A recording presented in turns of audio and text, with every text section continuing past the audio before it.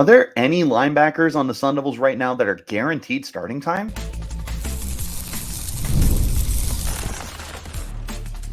You are Locked On Sun Devils, your daily podcast on the Arizona State Sun Devils. Part of the Locked On Podcast Network, your team every day. Welcome back to the Locked On Sun Devils podcast, part of the Locked On Podcast Network, your team every day. My name is Richie Bradshaw, and I will be your guide for everything Arizona State Sun Devils. A special shout out to my everydayers who are here every day, and thanks for making us your first listen of the day.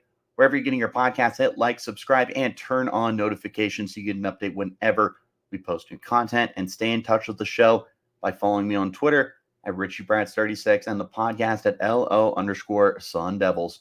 Today's episode is brought to you by Game Time. Download the Game Time app, create an account, and use code LOCKEDONCollege for $20 off of your first purchase. Terms apply. Ladies and gentlemen, boys and girls, welcome back. And today we are continuing our position breakdown series. We are nearing the end as we go to the second level of the defense and look at the linebacker room, and it's a mess. And that's not a bad thing at all, because I think there's a lot of really quality players, but we can call it as it is. It's a mess. There's not really one guy that I think is linebacker one guy I think is linebacker two. We'll get into that in the middle part of the show where I do my depth chart breakdown, but this is a room that is going to see a lot of rotation this year. And again, I don't think that's a bad thing at all. I think you got a lot of really good linebackers on this team. You got a couple returning guys. You got a couple younger guys. You've got 3 incoming transfers who, honestly, you could make any 3 of them the starting 2 or 3. That's another thing to note. I am going to be rolling with the assumption that there's going to be 2 starting linebackers with a 4-2-5 defense as a 4-2-5 defense as what they're going to be running primarily. 4 down linemen, 2 linebackers, 5 defensive backs. That is my prediction on what we're going to see most of the time for Arizona State's defense. It's what we saw last year. It's just very commonplace in today's football landscape, college and pros. Now that that's out of the way, let's talk about the overview here. And the overview is there's not really one guy that I look at and I go, yep, that's guaranteed starter. Last year, I felt like that was Trey Brown at this point in the year, the transfer from Washington State. And then lo and behold, that ended up holding up true. He was top 3 in tackles on the team. He was one of the more productive players. He just found a way to get onto the field. He was also really instrumental for this Sun Devils team to adjust to the new defensive coordinator, Brian Ward. They had wildly good success, even if the box score didn't necessarily show that. But with Trey Brown, you had someone that was able to lead the defense, understand what was being asked of the unit, and get everyone in a good flow with the way that things are going to change. And there was a lot of transfers last year, too. One of them, Tate Romney, is someone who got a lot of starting time last year. I don't think there was a lot of people that thought Tate Romney was going to be a week 1 starter and then consistently a starter throughout the year.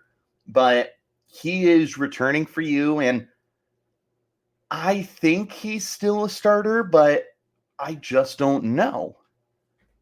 You're bringing in 3 transfers. You got Zyrus Fiaseu coming from San Diego State.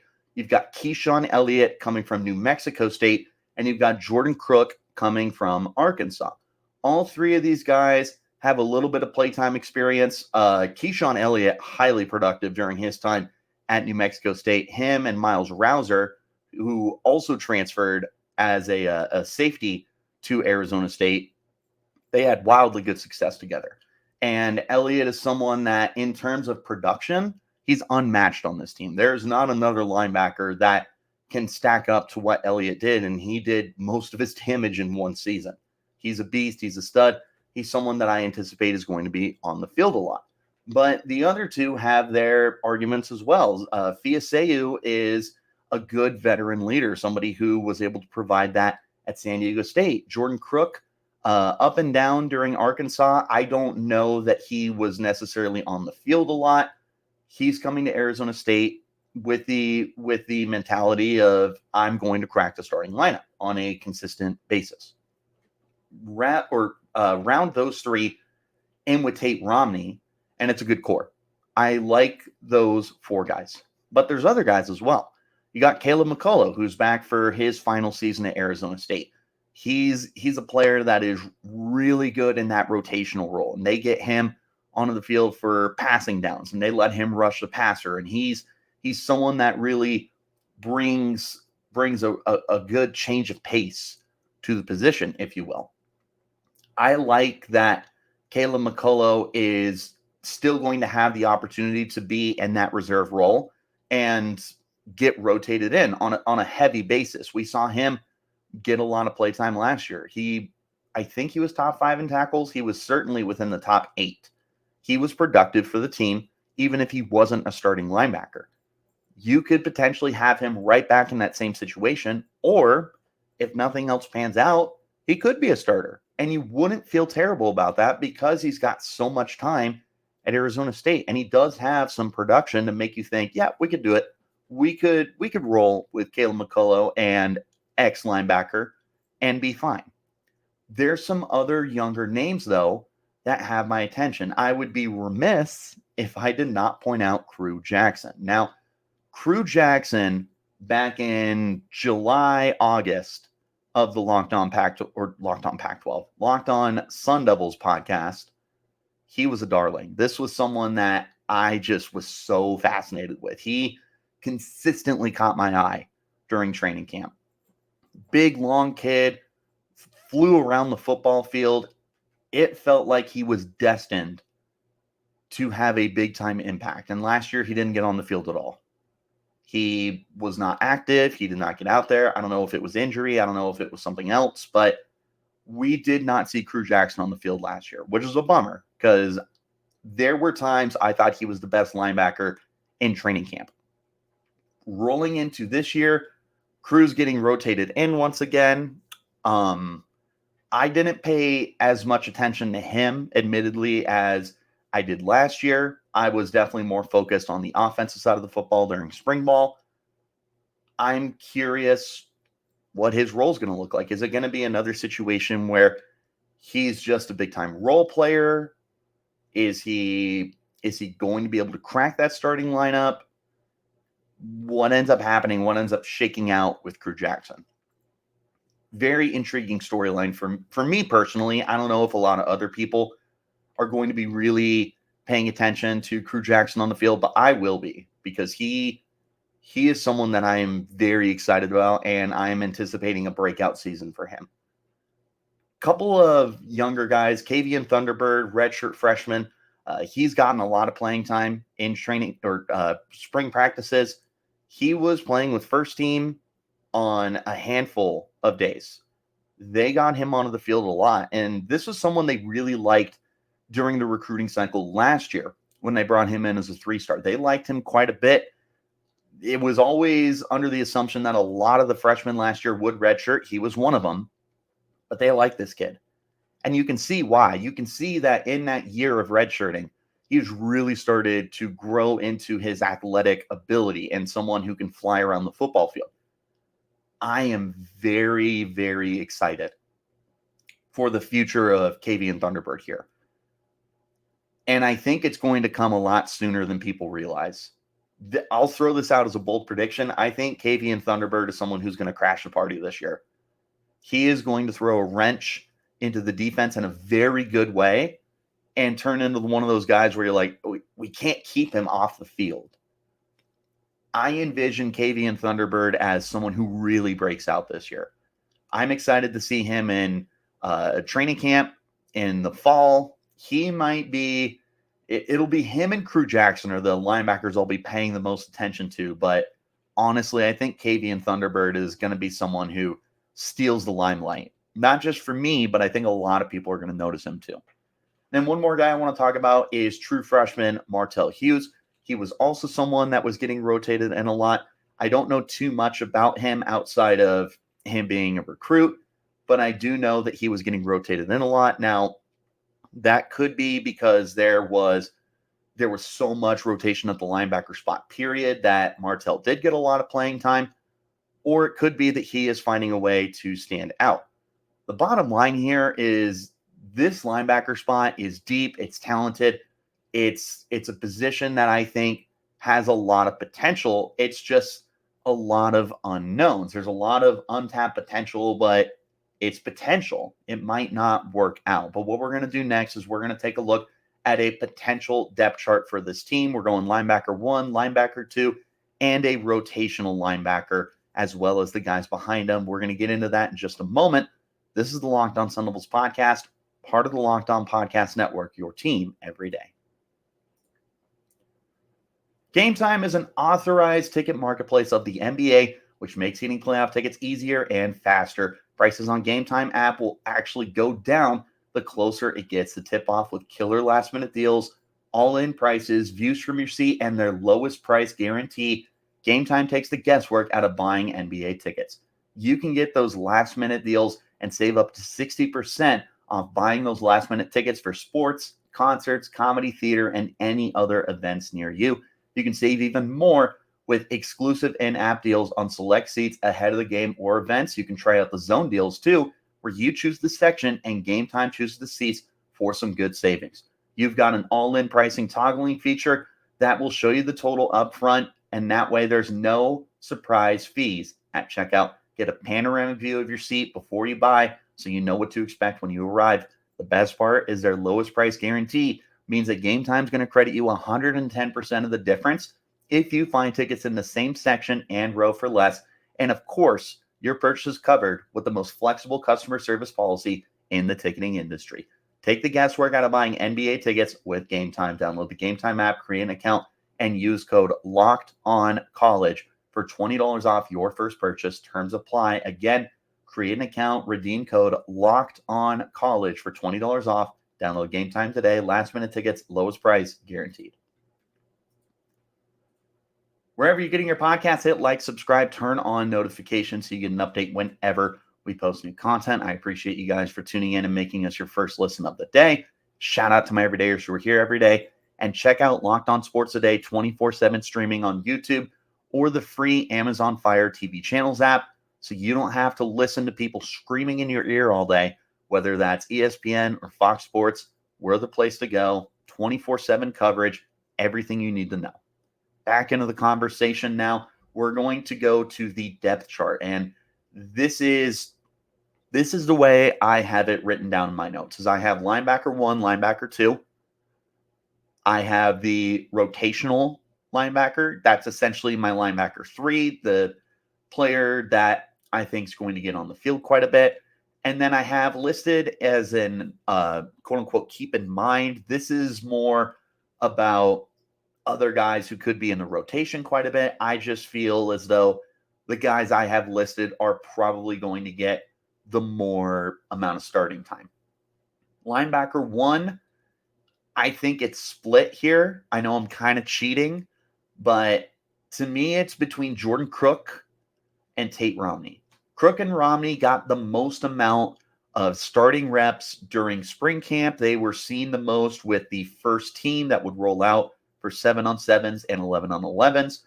They're guys that I think Arizona State really likes. Crook is someone that has a little bit of an SEC background. I know he wasn't someone that got on the field a lot with the Razorbacks, but he does play with that edge that you look for in SEC players.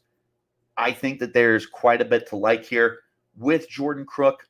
Tate Romney, look, this is a player that just, I truly feel like he shocked a lot of people. And maybe it's just me. Maybe it's just me that he shocked. But I don't remember anybody saying, hey, Tate Romney is going to be a starting linebacker for all 12 games this year. Tate Romney is going to be one of the 5 most productive players in the tackling department this year. I don't remember anyone saying that. And then he comes out and he's a stud all year long. Tate Romney has really, really good potential here to take another step forward for this defense and become not only a leader on the defense, but a high-level player, someone that we're going to talk about at the end of the show, someone that I think Tate Romney could grow into. I don't know how you keep him off the field. This is one of the most consistent defenders on the team. He is the second highest tackler returning from this team because Chris Edmonds, who else? Chris Edmonds, Trey Brown are gone from the team. McCullough was number 4. Romney was number 5, although those two were tied. You have Romney coming back. Between him and McCullough being very productive players, I think that Romney is going to be able to find himself a starting role for the team. He was able to last year, unless he just absolutely blows it away in a negative way. I feel like you just have to put him in as one of your starting linebackers, and that's not a bad thing at all because I think he's a very good player. Linebacker 2, I really had to think about this, and I didn't go with Crook or Romney. I think those are your top linebackers, one or the other. I think the one who will be playing next to them on a consistent basis will be Keyshaun Elliott. And like I said, Elliott was just hyper productive during his time at New Mexico State. This is a guy who just absolutely filled the stat box with tackles. He had some turnovers. He had some sacks. He just flew around the field. He's another guy that saw a lot of time with the starting rotation. I saw it was a lot of Crook, Romney, Keyshaun Elliott. Those were the 3 most common guys that I saw running with the first team. Caleb McCullough was seen a lot out there, and then there was a good rotation of the other guys. But on a consistent basis, Keyshaun Elliott was one of the guys who saw the most time with the starting backers. I think that's going to be another situation here. I wonder if he can inherit the Trey Brown role, but I also think that he would be a more productive player than Trey Brown. Brown was the 3rd leading tackler on the team with 53 tackles, and McCullough and Romney were only a single tackle behind him. I feel like Elliott has the best potential to be that 70-plus tackle player. And they're going to need it because Shamari Simmons is back as the leader, but Chris Edmonds is gone. They need somebody who's going to be able to rack up the tackle numbers, and I think that Elliott does fit that fold. My rotational backer, I think one of them's very obvious. The other one, well, based off of this show, is pretty obvious. Caleb McCullough definitely is the number 1 rotational backer, but I do think that K'Vion Thunderbird is going to crash that party. So I have this as a Caleb McCullough or K'Vion Thunderbird. If I had to lean one way or the other, it would be McCullough for sure. He saw a lot of playtime last year, and he's someone that I think is just really aged like a fine wine. I think he has turned into a very good player for Arizona State. I also think that K'Vion Thunderbird is a wildly talented, untapped potential kind of defender. Almost like another Caleb McCullough, where I wonder if he inherits McCullough's role and maybe McCullough becomes a full-time starter. Like, it wouldn't surprise me if, based off of who you have last year, if Romney and McCullough were starters and Thunderbird took on that role that McCullough had. Wouldn't surprise me one bit. And if you didn't have the 3 transfers coming in, that would be my prediction. But you do have the transfers coming in that make things a little more confusing. Nonetheless, Thunderbird's he is a dude. He is that guy. He's a dog, if you would. Him and McCullough, definitely the top rotational backers for me. In my keep in mind category, obviously, Zyrus Fiaseu is listed there. And the only reason that I don't have him in there is I just have a hard time figuring out who the starters are going to be. And I have to draw a line somewhere. I can't just keep saying this player or this player or this player or this player. Be very easy to do. And as of May 18th, 2024, it's the way I'm leaning is it's just going to be a lot of rotation. But I'm trying to put this in pen in May 18th. I think right now, if you twist my arm, I probably have Fiaseu off the bench. I could also see him in that rotational backer role in the way that I lined this up. He's getting on the field. Guarantee it. He is getting on the football field. He is too talented of a player to not get out there.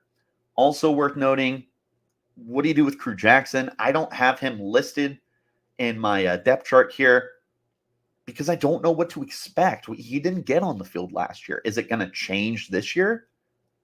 I hope so, because I think this is a super high upside player. I think him and K'Vion might be the most purely talented players on this team, and I think they both have ceilings through the roof. But I don't know what the plan for Crew Jackson is. Martell Hughes, you'll have to pay attention to.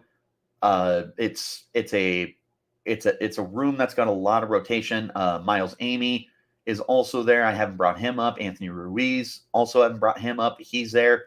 There's a lot of players in this linebacker room that could easily find themselves onto the field on a consistent basis.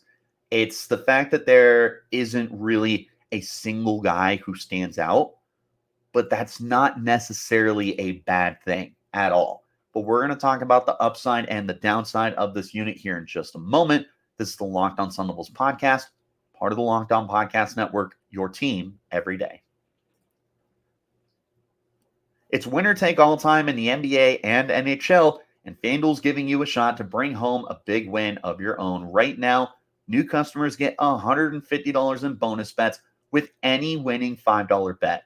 That's $150 to bet on spreads, money lines, player props, and more. Visit FanDuel.com/lockedon and make every playoff shot count. FanDuel, America's #1 sportsbook. One more time, wherever you get your podcasts, hit like, subscribe, turn on notifications so you get an update whenever we post new content. I appreciate you for tuning in every day, and a shout out to my everydayers who are here every day. We're rounding out this podcast the same way that we have with all the other ones. We're going through the upside of this unit and the downside of this unit. This unit to me is very boom or bust. And I think that your biggest upside is probably finding 4 guys that you can get out there consistently. I don't know if this is a unit that I want 7 guys getting on the field. And I just feel like at that point, there's not really a consistency to the unit. And you do need some consistency here. There's a ton of talented players, but you do need some guys to separate. And I think that that's probably the biggest part of the upside here is finding a handful of guys that are able to be those consistent players. You obviously want a leader, which leads me to my next point is you want to find your next Trey Brown. And I am going to lazily include this as the 3 transfers. Jordan Crook, Keyshaun Elliott, Zyrus Fiaseu. Who is the next Trey Brown? Who is the guy who comes through this program, makes a difference, and helps take a unit that's got some talent and a unit that is working with a great defensive mind in Brian Ward and takes them to another level? There's room for improvement from this unit last year, especially statistically. They played very tough last year. There were times that you could just tell they weren't up to the challenge against some of the more talented teams. We need somebody to, at worst, carry that torch that Trey Brown left for the team. You need someone that's going to be able to step up. Finding your Trey Brown is going to be crucial this year. And between Crook, Elliott, and Fiaseu, I don't care who it is. I think they all bring something real different to the table for you. As long as one of them is able to man the rotation, be that strong veteran leader, I am here for it. Now, I mentioned earlier that I really like Tate Romney to potentially step up and take on a really big role this year. My last part of the upside is Tate Romney specifically becomes your new Kyle Sully. And just a couple of years ago, Kyle Sully was just phenomenal. He didn't miss tackles. He made plays through the air. He had a couple of interceptions. He was just a player that was so comfortable in his zone and in his role. He was a very efficient tackler for the team. That's where I think Tate Romney can take himself to the next level, is to become that Kyle Sully player. That, to me, I think that might be the best thing possible for this linebacker unit. Sure, you could use 5 or 6 guys as long as everyone's playing well. You could find your next Trey Brown. That's awesome. If Tate Romney becomes Kyle Sully, this defense is going to be phenomenal. This defense is going to really, really grow even more attitude, play with an edge that they had last year, but just take it to another level and start to turn it into statistics. He becomes Kyle Sully. This defense is great. Downside, there's just a lot of rotation, and not in a good way.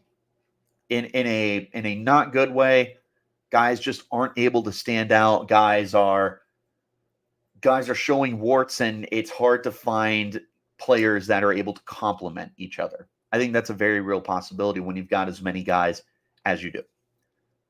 The 2 biggest downsides for me, one of them is that you just don't get any production out of them outside of tackles.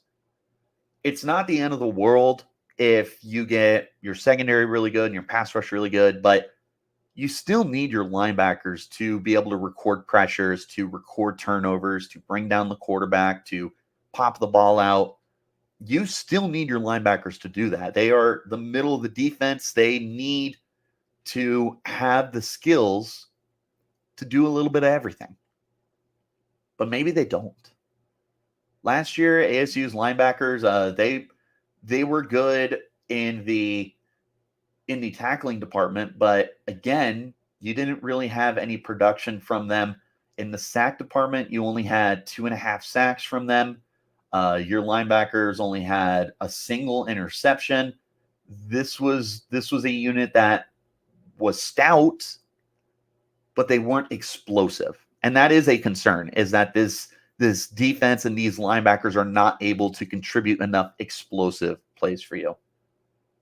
The absolute worst case scenario is it's the liability of the defense.